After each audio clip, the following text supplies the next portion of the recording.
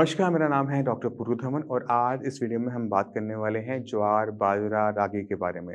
अक्सर बहुत सारे किडनी फेलियर के पेशेंट आते हैं और अक्सर हमसे पूछते हैं कि डॉक्टर साहब क्या मैं जौ खा सकता हूँ, ज्वार खा सकता हूँ, रागी खा सकता हूँ, बाजरा खा सकता हूँ? और इसका कभी हमारे पास सही आंसर नहीं होता।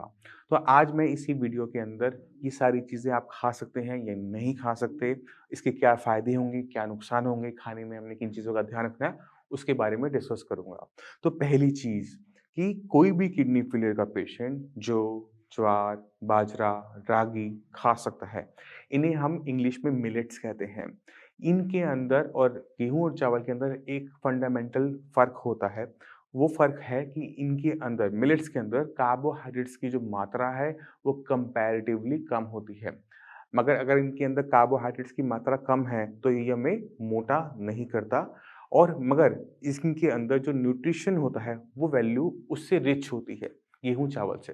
तो अगर कोई इंसान अपने गेहूँ चावल को हटाकर उसकी जगह बाजरा, रागी इन सबको ऐड करता है, तो हम एक चेंज बॉडी में देखते हैं कि पेशेंट अपनी बॉडी वेट को डाउन करना स्टार्ट करता है। मगर जब बॉडी वेट कम हो रहा है, मगर बॉडी में कमज़ोरी नहीं आ रही। तो ये सबसे बड़ा फ़ायदा होता है मिलेट्स का कि अगर कोई पेशेंट रागी, ज्वार, बाजरा इसको डाइट में ऐड करेगा, तो वेट तो लूज़ होगा बट बॉडी में वीकनेस जनरेट नहीं होगी। अब अगर हमें ऐसा खाना मिल रहा है, तो ये किडनी फेलियर पेशेंट के लिए ठीक होता है क्योंकि वीकनेस नहीं आ रही। अगर इसी खाने से बॉडी में वीकनेस आनी शुरू हो जाए, तो यही खाना खराब हो जाता है। अब बॉडी में वीकनेस ना आए इसका हमें बहुत ज़्यादा ध्यान रखना पड़ता है किसी भी किडनी फेलियर पेशेंट में क्योंकि अगर बॉडी में वीकनेस आएगी तो उससे और कॉम्प्लिकेशंस पैदा होती हैं। अब कॉम्प्लिकेशन कौन-सी पैदा होती है जब हम ढंग से खाना नहीं खाते उसको हम समझ लेते हैं। अगर आप खाने के अंदर घिया, तोरी, टिंडा उबाल के हल्दी, नमक के साथ ऐसी कोई डाइट ले रहे हो, तो ये सबसे ज़्यादा खतरनाक डाइट होती है। क्योंकि अभी आपकी बॉडी में सिर्फ़ एक ऑर्गन कम काम कर रहा है, वो है आपकी किडनियाँ। अगर आप खाना ऐसा खाते हो, तो आपके बाकी ऑर्गन्स को भी खाना नहीं मिलता, उन्हें कमज़ोरी महसूस होनी शुरू होती है। और जो किडनी की वजह से जो आपके बाकी ऑर्गन्स पे प्रेशर पड़ रहा है, आपके हार्ट पे प्रेशर आ रहा है, आपके लंग्स पे प्रेशर आ रहा है, उसकी वजह से भी हम क्या देखते हैं कि बॉडी मल्टी सिस्टम फेलियर में जाना शुरू करती है। यानी पहले किडनी खराब हो रही थी, किडनी की खराब होने की वजह से आपके हार्ट पे फ़र्क आना पड़ लग गया, आपका ब्लड प्रेशर बढ़े रहने लगा, फिर आपके लंग्स पे उसका असर आने लग गया। तो ऐसे क्या होता है कि मल्टी सिस्टम फेलियर होना शुरू हो जाता है। तो आपने ध्यान क्या रखना है कि अपनी बॉडी को आपने अच्छे से ताकत देनी है और अच्छे से ताकत देने के लिए हमें अच्छे से खाना खाना पड़ेगा। एक और कॉम्प्लिकेशन हमें देखने को मिलती है जब हम ढंग से खाना नहीं खाते, वो है खून की कमी। किडनी फेलियर पेशेंट में खून की कमी कॉमन दिक्कत है। अगर आप खाना नहीं खा रहे, तो आपके शरीर में प्रोटीन नहीं जाएगा, आयरन नहीं जाएगा, फॉलिक एसिड नहीं होगा और आपकी बॉडी में ब्लड नहीं बन पाएगा।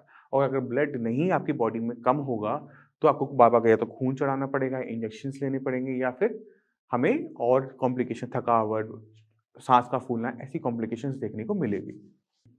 हमने किसी भी कीमत में अपनी बॉडी के अंदर वीकनेस नहीं आने दी थी क्योंकि जितनी वीकनेस बढ़ेगी उतनी ही कॉम्प्लिकेशन ये किडनी फेलियर पेशेंट की लाइफ में बढ़ जाती है। एक और सवाल पेशेंट हमारे सामने लेकर आता है, अक्सर वो हमसे पूछते हैं डॉक्टर साहब हमें आप ऐसा परहेज़ बताओ जिससे हमारा क्रिएटिनिन लेवल डाउन हो जाए। आप जो हमें कहोगे खाने के लिए हम वो खा लेंगे, आप कहोगे खाना बंद करने के लिए हम खाना बंद कर देंगे, मगर हम चाहते हैं कि हमारा क्रिएटिनिन डाउन हो जाए। और ये सवाल इतना खतरनाक होता है कि इसका आंसर करना बड़ा मुश्किल होता है। आपको समझना पड़ेगा कि जो क्रिएटिनिन है वो आपकी मसल्स में बनता है, मांसपेशियों में बनता है। तो अगर मैं किसी पेशेंट को बोलता हूँ कि आपने घिया, तोरी, टिंडा खाना है या फिर आपने खाना बहुत कम खाना है या फिर आपने इतना ही साइज़ का खाना खाना है, तो हम पेशेंट में क्या देखते हैं कि पेशेंट का जो वेट है वो डाउन हो रहा है। पेशेंट का वेट कहाँ से डाउन हो रहा होता है कि पेशेंट की जो मसल्स हैं वो कम हो रही होती हैं और मसल्स कम होने की वजह से बॉडी में क्रिएटिनिन कम बन रहा होता है। मगर किडनी खराब होती रहती है, लेवल्स बढ़ते चले जाते हैं। पहले जो क्रिएटिनिन डाउन हुआ था पहले महीने में, दूसरे महीने में, तीसरे महीने में वही बढ़ना शुरू होता है। अब जब तीसरे महीने क्रिएटिनिन बढ़ा तो पहले से ज़्यादा बढ़ा। पहले जो लेवल थे जहाँ से हमने खाना बंद किया था और बॉडी में बहुत ज़्यादा वीकनेस है कि पेशेंट का चलना, उठना, बैठना भी मुश्किल होता चला जा रहा है। ऐसे पेशेंट इतने वीक हो जाते हैं कि जब इनका डायलिसिस करने की बारी आती है मजबूरी में तो डायलिसिस भी नहीं हो पाता क्योंकि बॉडी बहुत ज़्यादा वीक होती है। तो आपने ऐसी किसी भी डाइट को फॉलो नहीं करना होता। जैसे मैंने आपको पहले बताया कि अगर आपकी किडनी खराब हो रही है या हो चुकी है, तो सिर्फ़ एक ऑर्गन खराब है। आप खाना खा रहे हैं पूरी बॉडी के लिए, तो अपनी पूरी बॉडी को आप हेल्दी रखेंगे। क्रिएटिनिन डाउन होता है खाना बंद करने से, वेट डाउन करने से। मगर आपको समझने वाली बात ये है कि इससे किडनी ठीक नहीं होती। अगर आपकी किडनी खराब हो रही है, शायद आप खाना नहीं दे रहे, तो कभी ठीक नहीं होगी, वो और खराब होगी। और जितनी वो खराब होती जाएगी, उतना वो क्रिएटिनिन बाद में बॉडी में इकट्ठा भी होगा। तो हमें कभी भी टेम्परेरी ट्रीटमेंट नहीं देखना होता, टेम्परेरी सॉल्यूशन नहीं ढूँढना होता। जब भी हम किडनी के बारे में बात करते हैं, तो हमें एक परमानेंट लॉन्ग लास्टिंग ट्रीटमेंट ढूँढना पड़ता है, जहाँ पे हमारी कम से कम किडनी, जहाँ पे किडनी खराब होना बंद कर दे। अब समझने वाली बात ये है कि किडनी खराब हो क्यों रही थी?